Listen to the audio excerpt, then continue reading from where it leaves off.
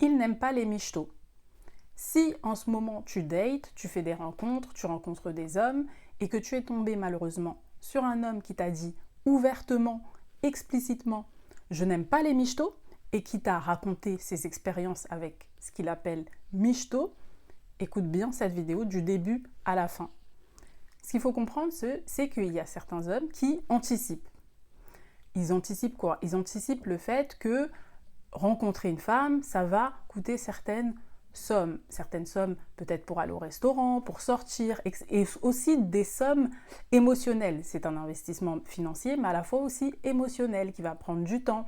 Et peut-être que toi, si tu vois d'autres hommes, tu ne seras pas forcément axé uniquement sur lui, tu ne seras pas uniquement concentré sur lui. Donc ils anticipent en te faisant peur, en disant « Attention, je n'aime pas les michtos » pour que tu dises « Oui, je ne suis pas une michto », que tu prouves que tu n'es pas ce qu'on appelle michto.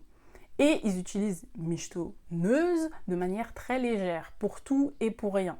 Vraiment pour tout et pour rien, le minimum. C'est-à-dire juste payer un restaurant, un verre dans un bar, n'importe quoi, pour tout et n'importe quoi. Maintenant, ils ont le michto facile. Michto, c'est très péjoratif. C'est-à-dire que c'est vraiment une femme extrêmement vénale qui va tout te ponctionner, qui va te ponctionner ton âme, ton corps, tous tes organes, elle va tout prendre et il ne te restera rien.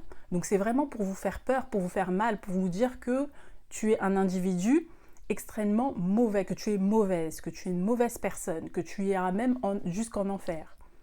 C'est pour te faire peur à ce point-là qu'ils utilisent le mot michto, tu es une michto, etc. C'est comme il fut un temps où il y avait les gays qui étaient mal vus. C'était mal vu d'être un gay. Donc, quand on disait gay, il y en avait qui se rétractaient et donc ils devaient se cacher. Ils devaient se cacher pour faire certaines choses, pour être ensemble, pour s'aimer naturellement. Ils utilisent un peu la même chose. C'est vraiment la chasse aux sorcières, la chasse aux michtos. Mais sauf que pour eux, michto, c'est vraiment n'importe quoi. C'est vraiment un fourre-tout.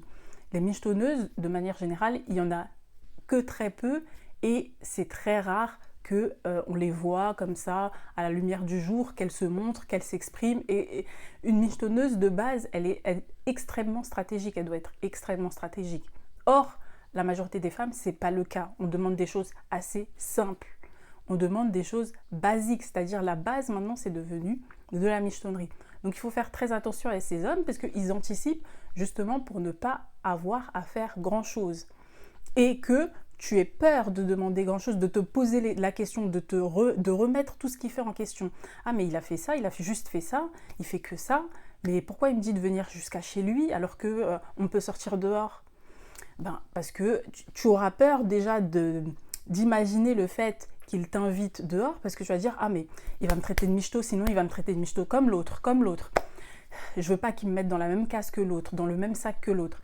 Donc c'est une stratégie de peur, ils veulent vous effrayer.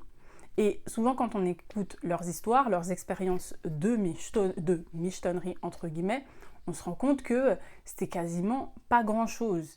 Et ils vous font peur en vous disant « Oui, mais toi, tu as déjà tout, donc tu n'as besoin de rien. » Sauf que, dans son expérience, soi-disant, la personne qui l'a michetonné, c'était pour lui une pauvre.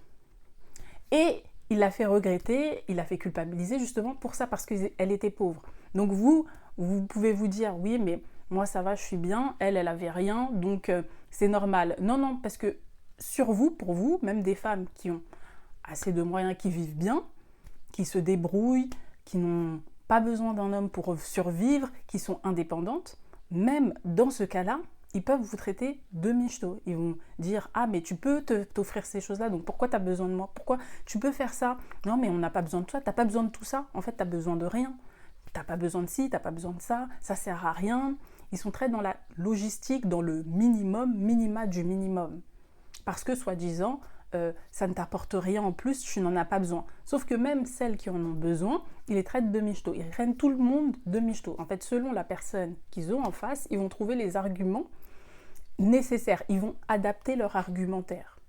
Donc, il faut faire très attention. Il ne faut pas se laisser avoir. Il faut rester sur ses propres standards. Il faut rester sur vos valeurs, vos principes, ce qui vous fait sentir belle, ce qui vous fait vous sentir désirée, importante, et une femme totalement en pleine puissance, en plein pouvoir. Et toujours être heureuse. Il faut prioriser uniquement votre bonheur.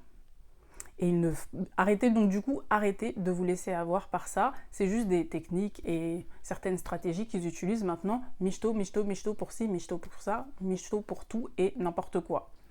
Pour toutes celles qui veulent aller plus loin, téléchargez dès maintenant mon e-book « Comment devenir une femme ancrée, désirée et inébranlable ». Vous avez le lien en description, vous cliquez dessus, une page va s'ouvrir, ensuite vous renseignez votre prénom et votre adresse mail et vous validez.